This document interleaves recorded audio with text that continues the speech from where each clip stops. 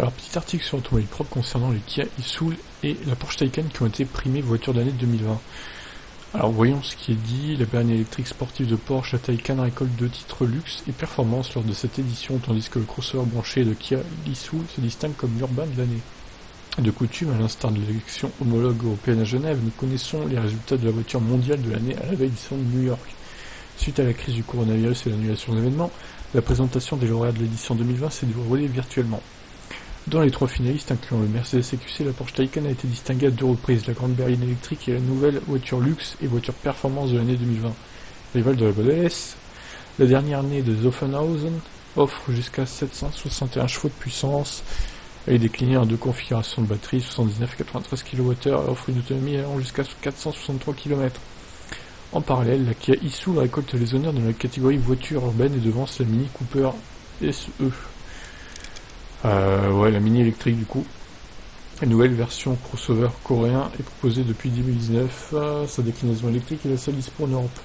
Muni d'une motorisation de 204 chevaux, propose 2 choix de batterie, 39 et 64 kWh. Bon, ça vous le savez déjà, pas la peine de vous le dire. Et notre Kia non électrifié reçoit le titre roi de voiture mondiale de l'année 2020. C'est le très grand SUV Kia Telluride qui a reçu la couronne. Spécifiquement conçu pour le marché américain, ce colosse de 5 mètres au V8 essence n'est pas proposé en Europe et seulement exporté en Arabie Saoudite et aux Émirats Arabes Unis. Heureusement qu'il est pas en Europe celui-là. Ça doit vachement polluer. Enfin, le design automobile de l'année est attribué à la Mazda qui devance les Peugeot i208 et Taycan.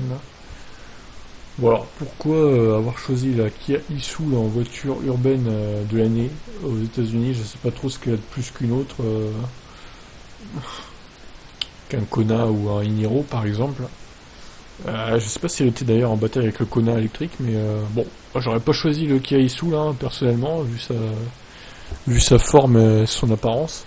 Mais bon, après il y a d'autres caractéristiques pour juger évidemment.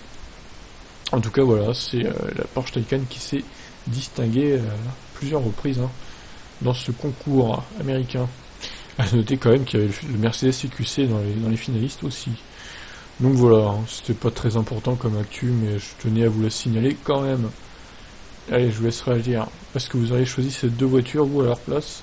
D'ailleurs, je sais pas trop comment ils ont voté, les mecs, il y avait des espèces de barèmes, s'ils notaient sur le côté performance, le côté apparence, etc. Ou si vraiment c'était vraiment un truc fait à l'arrache. Bon, je sais pas trop comment ça fonctionne. Je vous laisse en tout cas réagir. Ciao ciao.